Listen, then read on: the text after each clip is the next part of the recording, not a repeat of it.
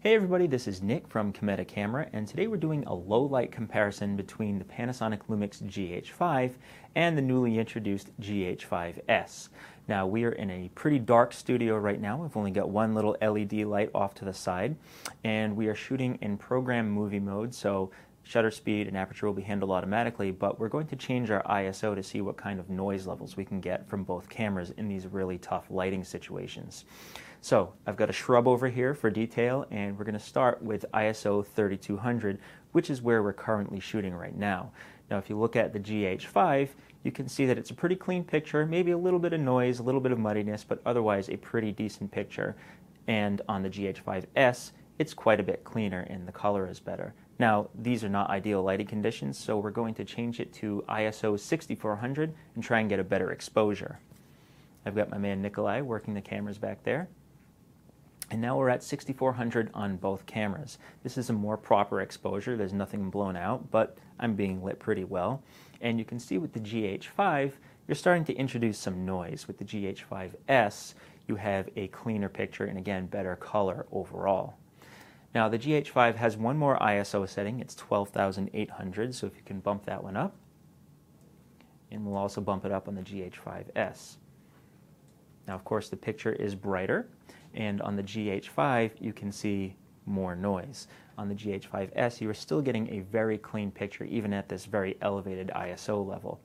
Now because this picture is pretty much on the cusp of being blown out, we're going to bring down the lighting even more, and we're going to test the higher ISO levels on the GH5S.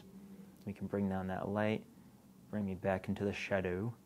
Alright, so now the light is about half of what it was before, and we're going to bump up the ISO on the GH5S and see what happens. Alright, what are we at, Nikolai?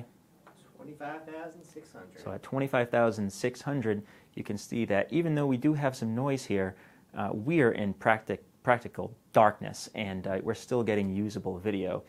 And if we bump it up one more, not much of a difference, but that's in the, what is it, 51,000?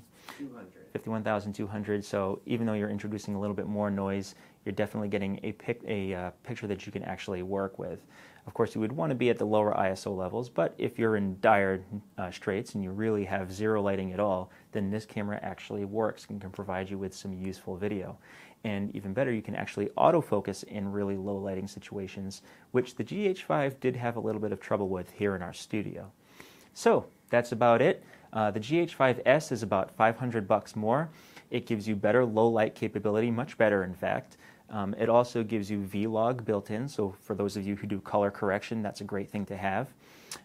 It does not have in-body image stabilization, but for most productions that you do with the GH5S, you will be using some kind of gimbal or Steadicam or on a tripod, and you probably won't find in-body image stabilization all that useful, although some people do wish they had it.